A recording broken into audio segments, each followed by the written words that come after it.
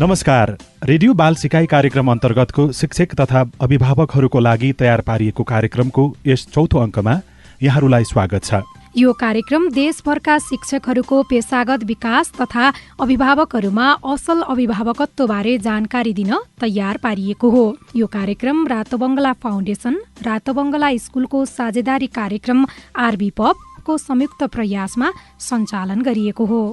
आज पनि हामी शिक्षकको लागि रोचक क्रियाकलापहरू, आकर्षक शिक्षण विधिहरू लिएर आएका छौँ। साथै अभिभावकहरूको लागि अभिभावकत्वका रमाइला कुराहरू पनि लिएर आएका छौँ। शिक्षक साथीहरू, गणित विषयलाई धेरैजसो विद्यार्थीहरूले कठिन विषय ठान्छन्। त्यसैले अबको खण्डमा हामी गणित विषयलाई कसरी रोचक बनाई विद्यार्थीलाई सिकाउने भन्ने बारेमा छलफल गर्छौँ। यस सन्दर्भमा रातो बङ्गला स्कुल पाटन ढोकाका शिक्षक तथा गणित प्रशिक्षक इन्दु कुमार लामाको विचार सुनौ। नमस्कार सर, तपाईको विचारमा गणित के हो? गणित एउटा यस्तो विषय हो जुन हाम्रो समाजमा अथवा मानव समाजको हरेक तह र तबकामा बस्ने मानिसहरूको लागि अपरिहार्य साधन हो। गणित भन्ने बित्तिकै धेरै मान्छेहरूलाई के लाग्दछ भने यो चाहिँ खालि जोड, घटाउ, गुणन, भाग गर्ने र गराउने एउटा माध्यम हो, एउटा चाहिँ नि साधन हो भन्ने लाग्दछ। सारांशमा भन्नुपर्दा मान्छेहरूको सोचाइ के छ भन्दाखेरि भने गणित चाहिँ एउटा कम्पिटिसन अथवा गणनाको लागि एउटा साधन हो भन्ने मान्छेहरूको बुझाइरहेको पाइन्छ। तर वास्तवमा गणितलाई खालि गणनाको साधनको रूपमा मात्र हामीले परिभाषित गर्यौं भने त्यो बिल्कुलै अपुरो र गणितको निकृष्ट परिभाषाको रूपमा म त्यसलाई लिन्छु। किनकि गणित वास्तविक संसार अथवा रियल वर्ल्ड प्रब्लमसँग सम्बन्धित समस्याको समाधानको एउटा गतिलो साधन हो। वैज्ञानिक खोज, अनुसन्धान तथा तथ्यहरूलाई प्रमाणित गर्ने र गराउने एउटा सर्वमान्य साधन पनि हो। गणित एउटा तर्क, अन्तर्ज्ञान जसलाई हामी इन्ट्युसन पनि भनेर भन्छौँ, अनि ढाँचा तथा ती ढाँचाहरू, प्याटर्नहरूको अध्ययन अनुसारको सूत्र प्रतिपादन गर्दै समस्या समाधान तथा समाधानलाई व्याख्या गर्ने साधन पनि हो।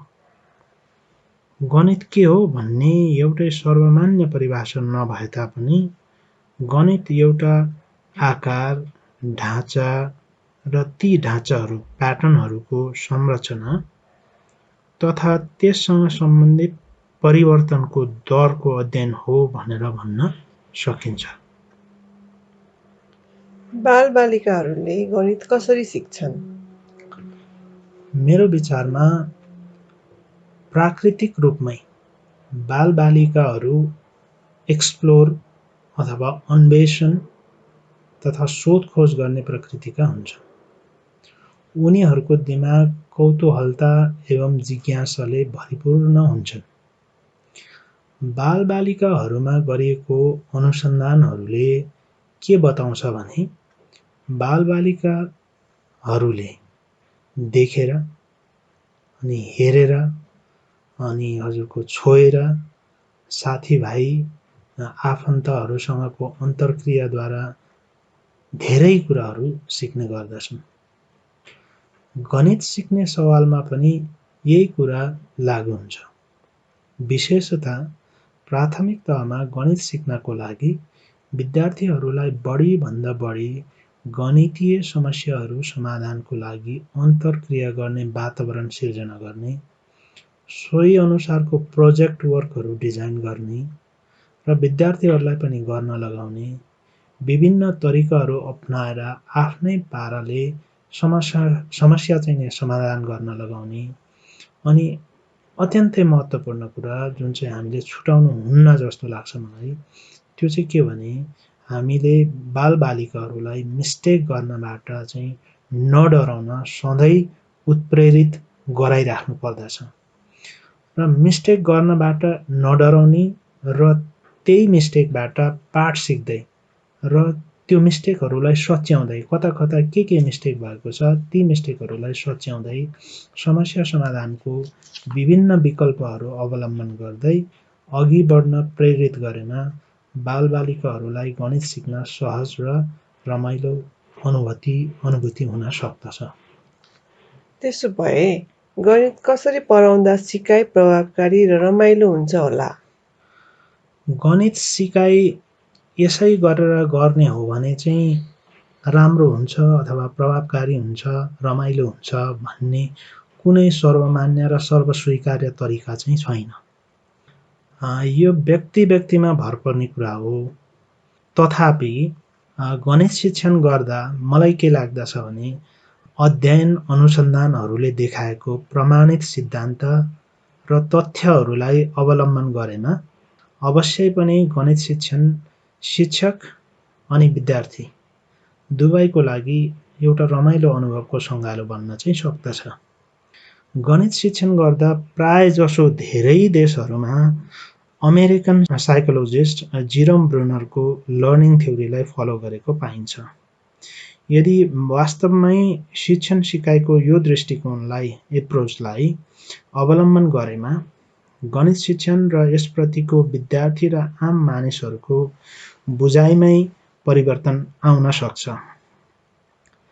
गणित चाहे जुनसुकै तहको किन नहोस्, गणित शिक्षण गर्दा फलो गर्नुपर्ने 3टा तहहरू छन्।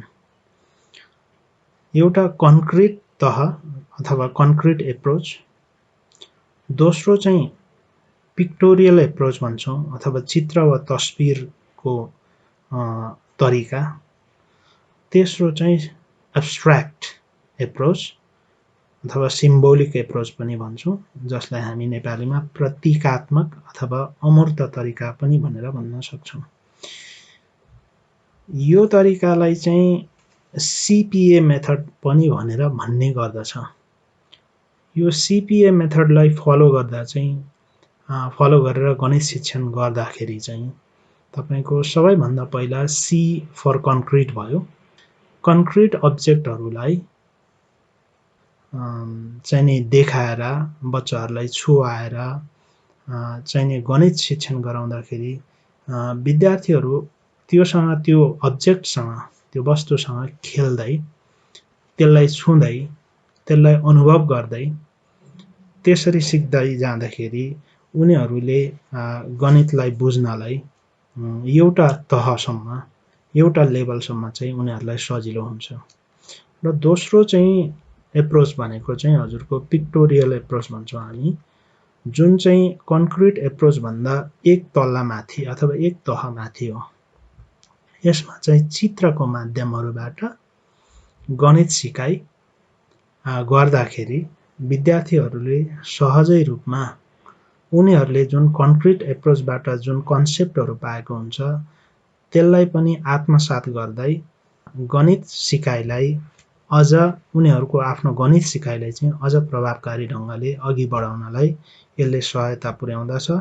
र तेस्रोमा गएर जुन चाहिँ एब्स्ट्र्याक्ट एप्रोच भन्छौँ हामी, जुन चाहिँ प्रतीकात्मक हो, सिम्बोलिक हो, यो चाहिँ हजुरको चाहिँ नि सङ्केतहरू प्रयोग गरेर गणितको समस्या समाधान गर्ने तरिका हो, त्यतातिर जान सकिन्छ।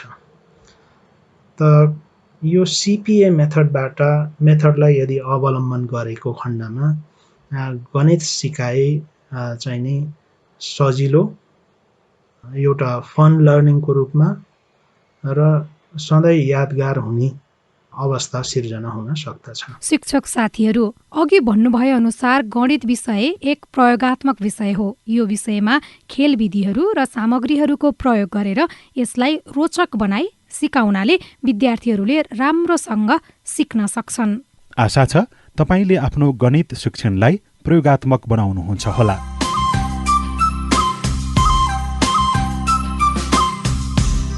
शिक्षक साथीहरू, अबको खण्डमा कक्षाको सम्झौता के हो र यो कसरी तयार गर्ने अनि यो बनाउँदाको फाइदाहरू के हो भन्ने बारेमा छलफल गर्छौं। तपाईले आफ्नो कक्षाको वातावरण राम्रो र सुमधुर बनाउन चाहनुहुन्छ र सजिलो तरिकाले पाठ अगाडि बढाउन चाहनुहुन्छ भने विद्यार्थीहरूसँग आफ्नो अपेक्षा स्पष्ट पार्नुपर्छ। विद्यार्थीहरूसँग बसेर कक्षा कोठा सम्झौता बनाउनुहोस्। यसले उनीहरूको कक्षा कोठा व्यवहार सम्बन्धी अपेक्षाहरू स्पष्ट बनाउँछ।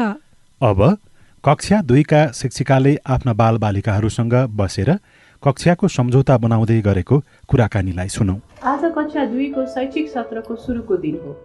शिक्षिकाले सबै विद्यार्थीहरूलाई एक ठाउँका एकले अर्कालाई राम्रोसँग देख्न सुन्न सक्ने गरी भेला गराउनुहुन्छ। अगाडि कालो पाती, चक र कागज तयारीमा राखेर आफू सबैले देखिने गरी बस्नुहुन्छ। शिक्षिकाले कक्षा 2 को वातावरण राम्रो बनाउन कक्षा कोठामा के गर्दा सजिलो हुने कुरामा छलफल गर्नुहुन्छ। कक्षा कोठाभित्र के गर्ने, के नगर्ने, सबैले पालना गर्ने सम्झौताको बारेमा विद्यार्थीहरूसँग बसेर कुराकानी गर्नुहुन्छ। कक्षा 2 हाम्रो कक्षालाई राम्रो र सबैलाई सजिलो बनाउन के गर्नु पर्ला भन त? लाइन लगाएर जाने, ज्ञानी भएर सुन्ने, कराएर नबोल्ने मिस। पख सबैलाई आफ्नो कुरा सुनाउन मन छ, तर सबैजना एकैचोटि बोलेमा मैले कसरी बुझ्ने? यसैले बोल्नु अगाडि हात उठाई पालो पर्खी बोले कसो होला? सबैले आफ्नो कुरा राख्न पाउने र मैले सजिलै सुन्न पाउने होइन त? अब हामी पालो बोल्ने हुन्छ? हुन्छ मिस। लौ अब भन्नु त, हाम्रो कक्षालाई राम्रो मर्यादित बनाउन हामीले के कस्ता व्यवहार गर्नु पर्ला? बोल्दा हात उठाएर बोल्ने मिस। मिस आफ्नो कुरा राख्न पालो पर्खने। बाहिर जाँदा लाइन लगाएर जाने मिस। हुन्छ, म तपाईहरूले भनेको कुरा एउटा ठुलो कागजमा लेख्छु है त। नम्बर 1 बोल्दा हात उठाएर बोल्ने। नम्बर 2 आफ्नो कुरा राख्न पालो पर्खने। 3 बाहिर जाँदा लाइन लगाएर जाने। ल अरू के हुन सक्छ भन त? अब रमाको भन्ने पालो। साथीहरूलाई नपिट्ने हुन्छ मिस। सुमन तिमी भन त? कसैले आफ्नो कुरा राख्दा हल्ला नगर्ने मिस। एकदमै राम्रो कुरा ल्यायो त। तर म यसलाई यसरी लेख्छु है त। साथीसँग मिलेर काम गर्ने, कसैले आफ्नो कुरा गर्दा ध्यान दिएर सुनिदिने हुन्छ? हुन्छ मिस। यस्तै अरू के हुन सक्छ भन त मदन? मिस, आफ्नो जिम्माको काम समयमा गर्ने। यसरी शिक्षिकाले विद्यार्थीहरूलाई नै सहभागी गराएर सम्झौता तयार पार्नुहुन्छ र सबैले सुन्ने गरी पढेर सुनाउनुहुन्छ र उनीहरूलाई पालना गर्नको लागि प्रोत्साहन पनि गर्नुहुन्छ। लौ यो हाम्रो कक्षा 2 को कक्षा कोठा सम्झौता तयार भयो। यो हामी सबैले बनाएका हौं र अब यसलाई पालना गर्ने काम चाहिँ कसको हो त? हामीले नै पालना गर्नुपर्छ है मिस। हो, सही कुरा गर्यौ सुमन तिमीले। यदि यी सम्झौतालाई कसैले पालना गरेन भने त हाम्रो कक्षा राम्रोसँग सञ्चालन गर्न सकिन्न नि है। यदि कसैले हाम्रो सम्झौतालाई पालना गरेन भने के गर्ने हो त? ल भन त? हामीलाई गाली गर्ने हुन्छ मिस। हामीलाई पिट्ने, कक्षा कोठा बाहिर राख्ने। यो भन्दा पनि अरू के गर्न सकिन्छ होला? कसैले सम्झौता पालना नगरेमा खाजा खानाबाट वञ्चित गर्ने हुन्छ मिस। कक्षाको कुनामा एक्लै राख्ने मिस। मिस, कलाको कक्षामा जान नपाउने है। मिस, उसलाई खानै नदिने हुन्छ? ल ठिक छ। यदि यी सम्झौतालाई कसैले पालना गरेन वा यसको विपरीत गएमा सुरुमा सम्झाउने, कसैले बिर्सिन पनि सक्छ। यसो भए उसलाई फेरि सम्झाउने, तर धेरैचोटि सम्झाए पनि पालना नगर्नेलाई के गर्ने भनेर फेरि हामी मिलेर तय गरौँला है त। अहिलेको लागि हाम्रो कक्षा कोठा सम्झौता तयार भयो। यसलाई हामी सबैले पालना गर्छौँ है त। म यसलाई सबैले देख्ने ठाउँमा टाँस्छु। कसैले बिर्सेको जस्तो भए त्यहाँ गएर सम्झने है। यसरी शिक्षिकाले कक्षा कोठा सम्झौता तयार पार्नुहुन्छ र सबैले देख्ने गरी कक्षा कोठाको अगाडितिर कालो पाटीनिर टाँस्नुहुन्छ। शिक्षक साथीहरू, यो कक्षा 2 ले तयार गरेको कक्षा कोठा सम्झौताको एउटा उदाहरण हो। तपाईले पनि यसरी नै कक्षाको सम्झौता बनाउनुहोस् र बनेका सम्झौताहरू हामीसँग आदान प्रदान गर्नुहोस्। सम्झौता बनाउँदा निम्न प्रक्रियाहरू अपनाउन सकिन्छ। तपाईले सबै विद्यार्थीहरूले देख्न सक्ने गरी कक्षाको एउटा ठाउँमा वा बेन्चमा बसालेर छलफल गर्नुहोस्। कक्षा कुनै व्यवधान बिना सञ्चालन गर्न के गर्न सकिन्छ भन्ने प्रश्नमा विद्यार्थीहरूलाई मस्तिष्क मन्थन गर्न वा सोच्न लगाउनुहोस्। पालै पालो विद्यार्थीहरूलाई आफ्नो विचार राख्न प्रोत्साहन गर्नुहोस्। उनीहरूको उत्तरलाई टिपोट गर्दै जानुहोस्। टिपिएका बुँदाहरूमध्ये सबैको सहमति भएका बुँदाहरूको सूची बनाई सबैले सुन्ने गरी पढेर सुनाउनुहोस्। यो नै तपाईँको कक्षा कोठाको सम्झौता वा सहमति हो। सम्झौता बमोजिम काम नहुँदाको परिणाम के हुन सक्छ भन्ने बारेमा पनि छलफल गर्नुहोस्। अन्तमा सम्झौताको सारांश बताइदिनुहोस् र कक्षा कोठा सम्झौता सबैले देख्ने ठाउँमा टाँस्नुहोस्। र आवश्यकता अनुसार समय समयमा यसको पुनरावलोकन गर्नुहोस्। सम्झौता बनाउँदा शिक्षकले निम्न कुराहरू याद गर्नुपर्छ। सम्झौता स्पष्ट र सरल अनि बुझ्ने खालको हुनुपर्छ। जस्तै साथीसँग राम्रो बन्ने कुरा स्पष्ट नभएको हो, यसको सट्टा साथीहरूसँग मिलेर काम गर्ने। किन कक्षा कोठामा सम्झौताहरू चाहिन्छ भन्ने कुरा स्पष्ट पार्नुहोस्। सम्झौतामा सकारात्मक वाक्यहरू लेख्नुपर्छ। जस्तै कक्षामा नदौडने भन्नुभन्दा कक्षा कोठामा बिस्तारै हिँड्ने भन्नु उचित हुन्छ। सम्झौता बनाउँदा विद्यार्थीलाई छलफलमा संलग्न गर्नुपर्छ। यसरी विद्यार्थीहरू संलग्न हुँदा उनीहरूलाई हामीले तयार पारेको सम्झौता पालना गर्नुपर्छ भन्ने कुराको महसुस हुन्छ। सम्झौता शैक्षिक सत्रको सुरुमा नै बनाउनुपर्छ। कक्षा कोठा सम्झौताले शिक्षक र विद्यार्थी दुवैको लागि सजिलो पार्दछ। यसले कक्षामा कुनै बाधा अडचन नआई कक्षा व्यवस्थापन राम्रो हुन्छ। बालबालिकामा अनुशासनको विकास हुन्छ। शिक्षक र विद्यार्थीको सम्बन्ध सुमधुर हुन्छ। विद्यार्थीहरूले शिक्षकको अपेक्षा स्पष्टसँग बुझ्छन्। एक अर्काको कुरा सुन्ने र सम्मान गर्ने बानीको विकास हुन्छ। सम्झौता बनाएर काम गर्ने र पालना गर्ने बानीको विकास हुन्छ। अभिभावकहरूका लागि तयार पारिएको अबको यस खण्डमा हामी असल अभिभावकत्वको बारेमा कुरा गर्नेछौँ। यस अन्तर्गत आज बालबालिकाप्रति हामीले गर्ने व्यवहारका बारेमा छलफल गर्छौँ। असल अभिभावकत्वको एउटा महत्त्वपूर्ण कुरा भनेको बालबालिकासँग प्रभावकारी तरिकाले कुराकानी गर्नुपर्ने हो। हामी अभिभावकले धेरैजसो आफ्नो विचारहरू मात्रै बालबालिकाहरूलाई व्यक्त गर्छौँ, तर बालबालिकाहरूको विचार बुझ्ने प्रयास गर्दैनौँ, अर्थात् उनीहरूको ठाउँमा आफूलाई राखी सोच्दैनौँ। आउनुहोस् यस सम्बन्धी केही उदाहरणहरू सुनौ। आमा आमा आज म स्कुलबाट आएर होमवर्क पनि सकाएँ। अब म एकछिन टिभी हेर्छु ल। पर्दैन टिभी सिभी हेर्न, होमवर्क सक्यो भए फुर्क नआएर मलाई सघाउ। आज हामी हलुवा बनाएर खाउँ न। हिजो सुमनले हलुवा बनाएर खाएको रे, कस्तो मिठो थियो रे। हामी पनि हलुवा बनाएर खाने है आमा। पर्दैन, अरूलाई के धन्दा यसलाई चाहिँ खानाकै परेको छ। अरूले खाए भन्नेमा तिमीले पनि खानुपर्छ भनेर कहाँ लेखेको छ? आफूलाई यहाँ दिनभरि काम गरेर एकछिन फुर्सद छैन, यसलाई चाहिँ के खानु पर्दैन। ल यो आलुको तरकारी खाऊ। हामी बालबालिकाहरूलाई हाम्रो सबै कुरा सही हो भनी लाद्न खोज्छौँ। उसले गर्न चाहेको कुरामा पनि हकार्ने, रोक्ने गर्छौँ। के यसो गर्नु सही हो त? पक्कै पनि होइन।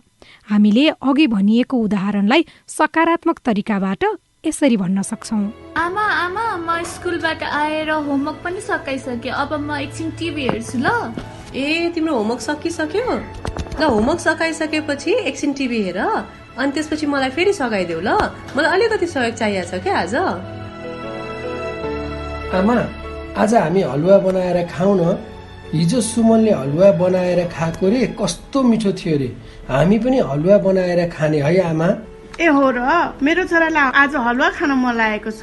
ल हुन्छ, तिमी आफ्नो सबै काम सकाऊ, म तिमीलाई हलुवा बनाइदिन्छु, हुन्छ? यसरी बालबालिकाको कुरा बुझेर गर्दा बालबालिकाहरू खुसी हुन्छन्। बालबालिकाको भावना बुझेर सोही अनुसार कुराकानी गर्न एकदमै जरुरी छ। त्यस्तै अर्को पनि एउटा उदाहरण सुनौ। आमा म तपाईँलाई आज खाना पकाउन सहयोग गर्छु ल। आज म तरकारी काटिदिन्छु नि। परेको छैन, पढ्नु सर्नु छैन, अहिले फेरि हात साथ काट्यो भने के गर्नु नि? मलाई अलमल मात्रै हुन्छ, यसै त हतार भइरहेछ। जा जा जा गएर खुर्कन उता बस, नकरा धेरै। आमा आमा, म तपाईँलाई लुगा धुन सघाउँ? कोठाबाट मैला लुगा लिएर आउँछु है। किन बढ्ता जाने हुनुपर्ने होला यो केटा मान्छेलाई? केटी होस् र लुगा धुनलाई, सबै लुगा मैलो बनाउनलाई, मलाई अझ काम थप्नलाई। जा नकरा उता जा गएर खेल। बा, म पनि तपाईँलाई आज जुत्तामा पलिस लगाउन मद्दत गर्छु नि। पर्दैन पर्दैन, बेकार जुत्ता बिगार्ने मात्रै काम गर्छ। आफ्नो काम गर खुरुखुरु, मलाई डिस्टर्ब नगर यहाँ। बालबालिकाहरूले जब हामीलाई सघाउन खोज्छन् तब हामीले उनीहरूको क्षमता नबुझी उनीहरूको अवमूल्याङ्कन गर्छौं। हामी अभिभावक आफूलाई मात्र सोचेर बालबालिकाको क्षमतालाई विचार्ने गर्दैनौं। हाम्रो यस्तो व्यवहारले बालबालिका सिक्ने र काम गर्न सक्ने मौकाबाट वञ्चित हुन्छन्। के यसो गर्नु सही हो त? अवश्य होइन। कुरा गर्ने सही तरिकाको उदाहरण सुनौ। आमा आमा, म तपाईँलाई खाना पकाउन सहयोग गर्छु नि आज। म तरकारी काटिदिन्छु नि, हुन्छ? तिमीले तरकारी काट्दिने भनेको? तिमीलाई तरकारी काट्न आउँछ त? ल ल हेर है, म काट्छु अनि यसै गरी बिस्तारै काट है, अनि हातमा लाग्ला नि, होस् गर्नुपर्छ है। आमा आमा, म तपाईँलाई लुगा धुन सघाउँ? कोठाबाट मैला लुगाहरू लिएर आउँछु है। मोइ मेरो छोरा कस्तो ज्ञानी, तिमीले ल्याउन सक्छौ? ल ल थोर एउटा दुईटा मात्रै लिएर आउन है त। भुइँमा चाहिँ नखसालिकन ल्याऊ है राजा। बा, आज म तपाईँलाई जुत्तामा पलिस गर्न मद्दत गर्छु नि। ए भइहाल्छ नि, मेरो जुत्तामा पालिस गरिदिन्छौ? छोरी त ठुलो पो भइसक्यो, बाबालाई सघाउनेवाला है। ल हुन्छ हुन्छ, हामी दुबै बिलेर पोलिस गरौँ न, हुन्न? बरु नआए म सिकाउँला। बालबालिकाहरूले हामीलाई हाम्रो काममा सघाउन खोज्दा नरोकिकन उनीहरूलाई सघाउन मद्दत गरौं। यसो गरेमा उनीहरूको व्यवहारिक सिप र क्षमता दुवैको वृद्धि हुन्छ, साथै अभिभावकसँगको सम्बन्ध सुमधुर हुँदै जान्छ। अघि प्रस्तुत भएका उदाहरणहरू जस्तै हामीले बालबालिकालाई कुरा गर्ने सही तरिका अपनाएका छौं त? बालबालिकाको व्यवहार राम्रो बनाउन हाम्रो कुराकानी गर्ने तरिकाले एकदमै ठूलो भूमिका खेल्दछ। हामीले बालबालिकालाई जसरी कुराकानी गर्यौं, बालबालिकाको स्वभाव पनि त्यस्तै बन्दै जान्छ। बालबालिकालाई सानो कुरामा हकार्ने, गाली गर्ने, उनीहरूलाई काम गर्न प्रोत्साहन नदिने व्यवहारले उनीहरूमा डर, त्रास र आत्मविश्वासमा कमी गरिदिन्छ। साथै उनीहरूको व्यवहारमा त्रुटि खोज्नाले परिस्थिति झन बिग्रन्छ। उनीहरूसँग ठूलो स्वरमा कुरा गर्नु र गाली गर्ने भनेको उनीहरूलाई पनि ठूलो स्वरमा बोल्न र गाली गर्न सिकाउनु जस्तै हो। हामीले नकारात्मक तरिकाबाट कुरा गर्दा उनीहरूमा नकारात्मक व्यवहारहरू देखिन थाल्छन्। अनुसन्धानबाट पुष्टि भएको छ कि हामीले नकारात्मक शब्दहरू प्रयोग गर्दा यसले 40 गुणा विनाश सृजना गर्दछ। यसैले हामी अभिभावकहरूले बालबालिकाहरूसँग सधैँ शान्तिपूर्वक र नम्रताका साथ बोल्नुपर्छ र कोमल शब्दहरू प्रयोग गर्नुपर्छ। आशा छ आज प्रस्तुत भएको विषयलाई तपाईहरूले गहनतापूर्वक प्रयोग गर्नुहुन्छ।